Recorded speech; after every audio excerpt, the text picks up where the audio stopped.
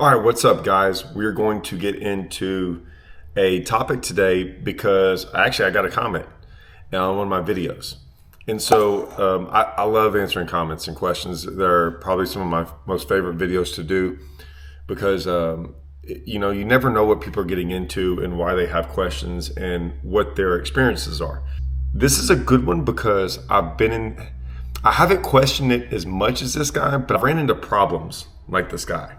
Okay, so here's a question. It says, man, I am new to tournament fishing. As the boater, and I need you to explain to me the benefits of practicing on a lake, because all it has done for me is make me chase ghosts and fish history, which is a horrible way to spend a day of a tournament. I understand it's useful for finding structure in depth ranges, in vegetation zones and such, but as far as finding spots or finding a bite using a specific technique, I suck at it. I'll kill them one day, and the day of the tournament, I'll get nothing because I'm chasing what worked the last time. You got any advice how to avoid listening to the ghost of fishing past? Okay, I wouldn't go as far as to say like it's never worked. I would say practicing for me. All right, this is going to be. I could probably make a 5 episode series on this because there's a lot to unpack here. So we might just dive in for a while. Okay, let's start off by this. Yes, practicing for me was I could do it every day, and one, I was doing two things when I practiced. I was practicing for me to learn how to fish, right? I still do that to this day. Like when I go practice, it's normally to still learn about fishing. I learn something almost every day I go out there, so I can take everything I'm learning and put it into play come tournament day. Secondly, yes, I am looking for 1,000 different things when I'm out there on the water. Spots is one of them. Okay, now spots is relative. Spots could be a log, a stump, a brush pile. It could be a spot where you cast on. It could be a giant school of fish. It could be a giant area. It could be a giant area. When I say a giant area, it could be an entire creek. It could be 400 yards of grass. It could also be a 3-mile section of the bank of a lake. So all that goes into play. And I will say, for a lot of us, what we have found and what I have found, the lake I grew up on was Livingston. So that's the lake that started it all. So that lake is so different than almost every other lake I've ever fished. And so I've had to adjust the way I thought about practicing because that lake actually hurt me from most other lakes. And I'll dive into that. That lake was very spot specific. And when I mean spot specific, I'm going to explain what this spot means.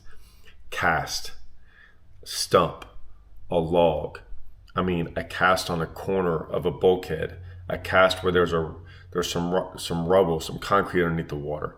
I mean, it was very specific. And then the creeks that we used to fish were very small, so it could be a 30-yard stretch, a 20-yard stretch, like something like that. So when I fished there, it was very cast specific. And when you caught a fish, it was usually the only fish there. And so what I was always trying to do on that specific lake was and you could fish, I could fish every day out there. And you might go 3 weeks without learning a new spot, right? A new place to cast. And also when you got bit there, chances are once you got bit on a cast, like I said, whether you find a new log, a stump, side of a boat dock, whatever it might be, it was usually good for a while. And it might be good for like 5-6 years. Like that cast, that specific was a good spot for a fish to live in, okay? Now you're only probably going to catch one fish, and you might only catch a fish off that spot every 3 or 4 tournaments, or maybe 3 tournaments in a row, or whatever it might be. So there are lakes like that. I've been to some, but I would say most of the time, unless you live on the lake, you don't know that. So when I went to Rayburn, that wasn't the case. It was big. The lake was giant. It fluctuates. Grass grows here one year, not here the next. Sometimes there's water in the bushes. I mean, even like right now, it's like 9 foot low. And so it's always changing. And so I would go out there that first year and find fish and be so excited for the next time I went. And be out there, and maybe I caught them the next week or the week after that, but even like 6 months later, I'd go there and I'm like, I can't catch fish on any of these places. And what I had to do was start learning how to fish the lake. And so every time I fished the lake, I was learning that like I knew what I was catching fish off of, and then I could pattern that around the lake. Now, that meant I'd have to pattern the grass, the pepper grass, the hay grass, the hydrilla. I'd have to pattern bushes, stumps, how deep places were, flats, drains, stumps. I can go on and on and on. And so those places, it was a different way to pattern fish. And so what ends up happening is I was learning how to fish all those things at the same time. And then I'd go out there and practice and hopefully try to find that pattern and then use that pattern. All right. With that same pattern, then I had to adjust for wind, rain, sunshine, clouds, time of the year, go on and on and on, right? So I had to calculate all that into finding all these spots of these specific patterns and water fluctuations. Okay. We hadn't even got into bait, because even back then I rarely worried about the bait. Like I wasn't a guy who like looked at it and like, hey, there's bait in the area. I didn't really care about that. Usually I was trying to find fish. I could care less if bait was in the area. I just went and fished as much of that stuff as I could and drove around the lake. Then on top of that, I could break that lake down into 5, 6, 7 mile sections, because it seemed like I could get out of that section and it would change because the lay of the land changes. So all that went into play. So when people talk about things about like finding patterns and finding things, all this goes on in my head. Every single day I'm on the water, especially on a lake like Rayburn. And so when I go to these other lakes, that's what I'm trying to do. But I'm having to do it on a very small scale, because Rayburn, I've had 20 years of experience. And say I go to like Grand Lake, I've been there a couple of times, maybe I've been there 10 times in my life. So I only have 10 experiences, and maybe I don't even have any experiences at the time of the year I went there. So what you're trying to do when you practice is this, or what I'm trying to do is this. One, every day I go on the water is a practice session for me. And I tell everyone this all the time. They're like, man, I've never practiced that lake. I'm like, yeah, but you've been practicing fishing your entire life, however long that is. And so a lot of times when you go to a lake, like, and you explain this, you're like, I go out on a lake and I catch them, and then it doesn't translate in the tournament. Well, when you go to the lake, what happens is I'm taking all the experiences of my entire life when I show up to a lake, and I'm going, it's the summertime, it's sunny, it's dead calm, right? I'm on this new lake, and there's boat docks everywhere. I'm gonna go fish those boat docks. Well, I'm not gonna fish the shallow ones. I'm probably gonna fish more of the main lake ones. I might fish shallow ones, but I'm gonna check some of the boat docks. And then I'm gonna check some deep stuff. I might check some brush piles. I might throw a topwater in the morning. So I'm gonna do all these things that has shown that this is how I've caught fish in the past. And a lot of times what you did is you just looked at that day, and that's how you went fishing. Okay? The next time you go, the next day it's cloudy. And maybe there's some wind. And you're like, man, I've caught a lot of fish on topwaters like this, or I've thrown a crankbait down the bank like this, or I've thrown a spinnerbait like this, or a buzz bait.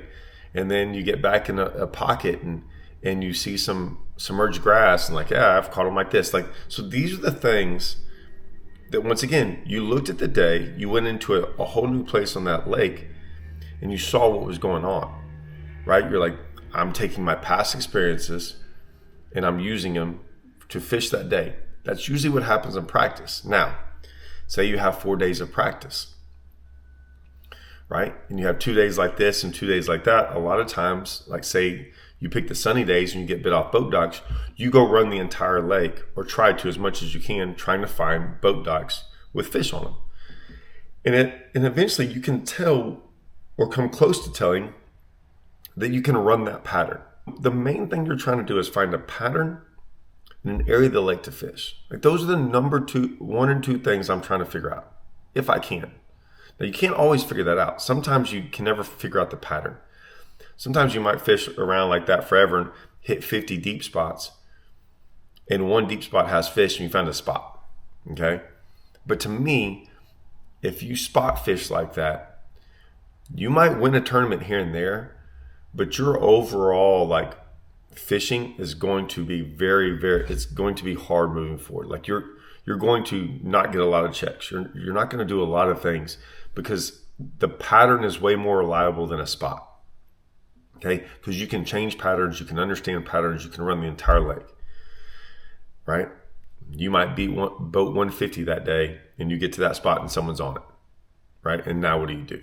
So your goal is to find and get as much information as you can from practice, which will lead you into taking the day you get there and then fishing that day. So once again, if you go fish a whole bunch of docks in a day and the lake's 20 miles long, but you only get bit on the north end of the lake on docks, right? And it changes. You might then go, okay, well, it's cloudy today. They're not on the docks. Maybe they're around the docks, but you figured out where you think maybe most of the fish are, or where you think, maybe they're shallower docks and you're like, okay, I just have to fish the docks differently. Maybe I have to throw moving baits on them. Whatever it is, you're just trying to find something that you can at least go off of. And a lot of times you can dial that in, and a lot of times you have to adjust during the day, right? Because of the day that's given to you. And a lot of times what's hard for a lot of guys is to like throw everything out the window, everything they learned in practice, because it happens whenever you have floods, right? Like it rains 6 inches, that night, and you wake up the next morning, the lake's 2 foot higher. Like things like that, having to adjust. But I would say 50% of the time, and I'm throwing that out there lightly, 50% of the time, whatever I figure out in practice does work. It works to some degree. Sometimes it gets better. Sometimes it gets worse, but it usually works to some degree. But you will usually have to make adjustments from what you figured out.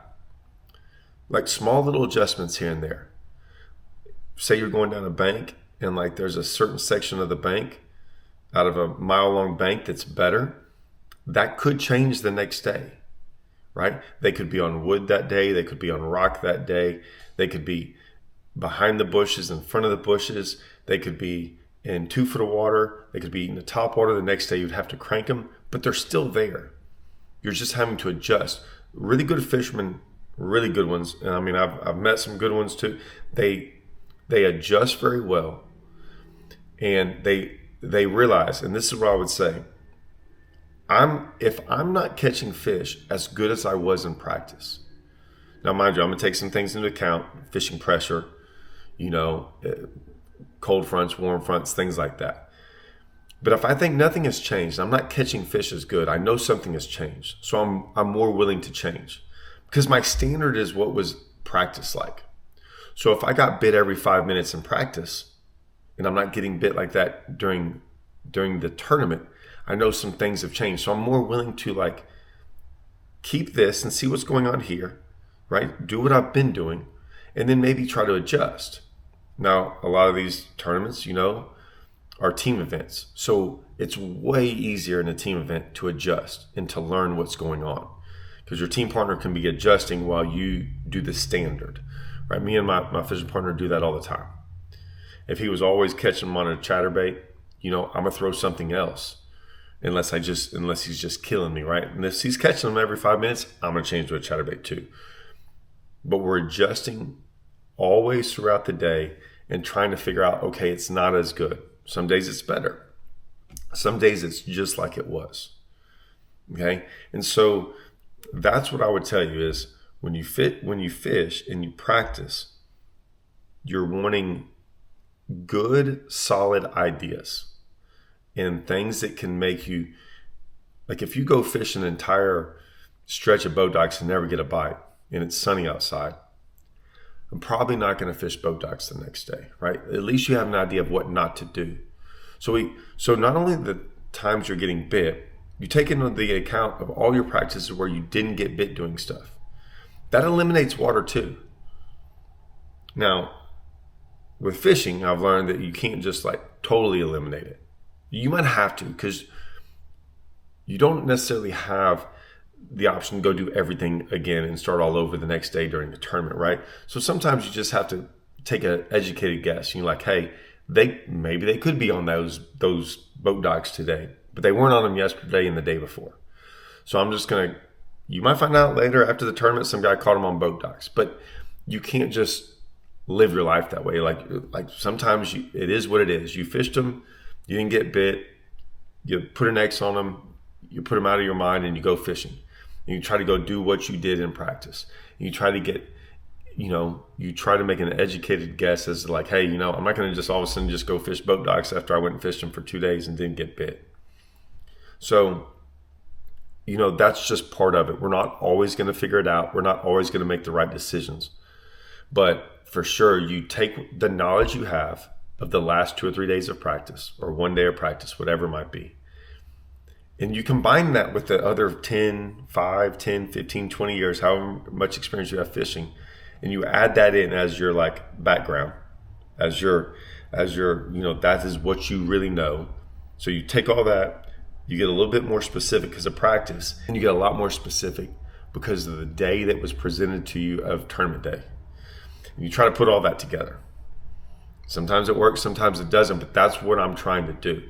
I'm trying to figure that out because I know that I need to be in the right area and have confidence in the area I'm fishing, right? And the area might be a 5-mile long stretch of the lake. It might be a massive flat that you could never fish in 5 days, but somewhere on that flat, you've been catching some fish. And like, hey, maybe they were on grass today and they're on stumps tomorrow and they've moved from 4 foot to 8 foot, but they're in that area. So you're trying to figure all that out, and you have confidence in the area you're fishing. Now, with that confidence, like I'm going to say, if you fished it for 4 hours and you haven't got a bite, and you have like a secondary plan, I practice in a lot of my videos that shows I'm working on Lake of the Ozarks series. Okay, it's going to be series coming out. I've already started with my private channel. We've been going into it. I talk about this multiple times throughout this series about how I knew a way to catch them really, really good. Like it was almost automatic. And I was constantly throughout practice days doing other things because I was trying to figure out something. I was doing a couple of things. I was trying to figure out if there was something as good. I didn't want to miss another bite. And I had a feeling that how I was catching them because of the weather, that it was probably going to change come tournament day. Which was hard because it doesn't, just because it's going to change doesn't mean you can go do that, right? Like I knew it was going to change, but you're having to wait for that change to happen, and it might not happen for another day or two. But I'm trying to figure out other patterns just in case. So I might figure out a pattern that's not that good today. I can get a bite or two, but I know if the clouds go away and it gets sunny, that bite could get better. So I'm trying different things. This is one of those videos that I'm sure I will get in the comments like, man, you were all over the place. Yes, and you should be. This is fishing. If you view fishing very elementary, right? If you look at it as throw a spinnerbait in the wind and throw it when it's cloudy and throw it on the right, like if you do it based on like what a magazine, how a 3-page magazine would read out on how to catch fish, you're going to struggle with fishing big time. It needs to be all over the place. You need to be grasping from all over the things because everything, there's a million different things that we try to pull in to figure out how to fish and how it affects the fishing and doing all this stuff. I mean, LiveScope, I'll be honest with you, has cut that down. But without LiveScope, that's how we had to fish. We had to think of everything and grasp at things and figure out which ones matter. Some of them mattered, some of them don't. And over time, you figured out which ones matter, which ones don't. And then you have this philosophy of how you go fishing. That's what fishing was. That's what I loved about fishing. And that's why, yes, practicing for tournaments is very, very difficult. And you have to be very, very careful on what you are going to take from your practice, how much you're going to live and die by it, how much it matters going to the next day. But if it was normal, just regular fishing, and you weren't worried about a tournament, and you didn't have that pressure of catching them, chances are if you'd caught them all on boat docks in practice and fished for an hour, right? You'd be like, I'm not doing this anymore. I'm going to go do something else. Come tournament day, you're like, man, okay, well, wait a minute. I got to drive across the lake because I got bit over there too. I got bit on those boat docks. And so you drive across the lake to go fish those boat docks. We're like, man, I had 2 big bites on these boat docks down here, like 10 miles away. And you end up chasing those spots. I've been there before. I get it. But if it was just your regular day and you fished boat docks for an hour or two and didn't get any bites, you might not even fish boat docks for the rest of the day. You'd go do something different. So that's the hard part. Now, that's very easily said to do, but super hard to actually get yourself to do it. It's hard to forget those things. It's hard to sit there and say, yeah, I had enough fish yesterday that I would have won a tournament, and now I'm just going to give up on it all. It's very hard to do sometimes, but that's sometimes what needs to be done. I hope this helps.